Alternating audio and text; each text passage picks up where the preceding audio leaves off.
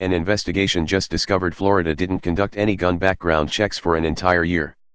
With the renewed push to tighten background checks for gun purchases after the unabated spate of mass shootings in this country, particularly after the survivors of the Parkland, Florida massacre began their campaign of activism, the report today in the Tampa Bay Times is so disheartening as to be thoroughly sickening. For more than a year, the state of Florida failed to conduct national background checks on tens of thousands of applications for concealed weapons permits, potentially allowing drug addicts or people with a mental illness to carry firearms in public, the paper's story begins. Let that sink in. The state already has a regulation on its books that requires anyone applying for a permit to carry a concealed weapon to undergo a background check of the type that gun regulation reform activists are hoping to see expanded to everyone who purchases a gun, whether at a store or in a private transaction such as at a gun show.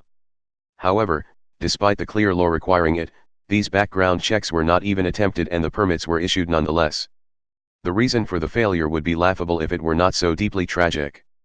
According to the Tampa Bay Times, a previously unreported Office of Inspector General investigation found that in February 2016 the Florida Department of Agriculture and Consumer Services stopped using a FBI crime database called the National Instant Criminal Background Check System that ensures applicants who want to carry a gun do not have a disqualifying history in other states, reporter Steve Cortorno wrote in the paper. The employee in charge of the background checks could not log into the system, the investigator learned. The problem went unresolved until discovered by another worker in March 2017, meaning that for more than a year applications got approved without the required background check, he added.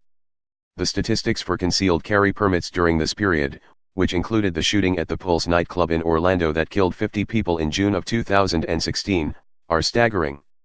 The number of applications soared from 134,000 for the fiscal year ending in June 2015 to 245,000 the next year to an unprecedented 275,000 in 2017. The Inspector General's office concluded in their report that the Florida Department of Agriculture and Consumer Services may have issued concealed weapons licenses to potentially ineligible individuals.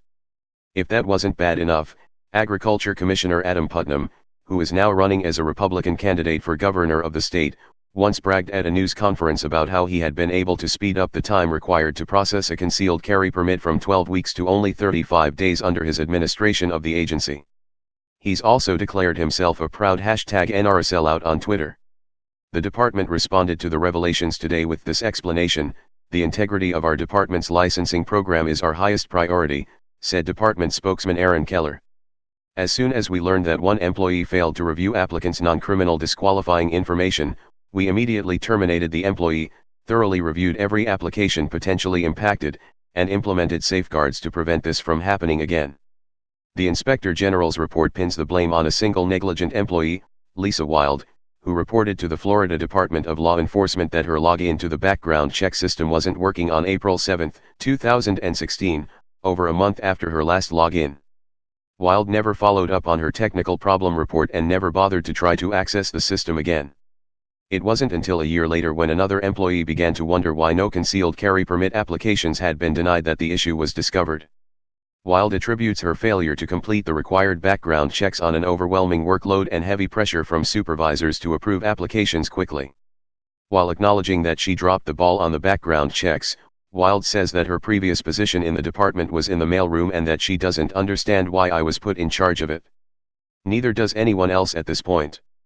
With the promise of universal background checks one of the key reforms being called for in the wake of the epidemic of gun violence, the inadequacies of the systems already in place and the lack of trained personnel to conduct those checks properly does not bode well for the checks alone to become a major solution to the intractable problem.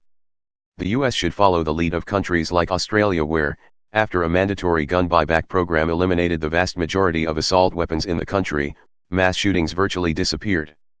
It's a proven fact that the NRA and its paid-off political backers refuse to recognize, fewer guns equal fewer gun deaths.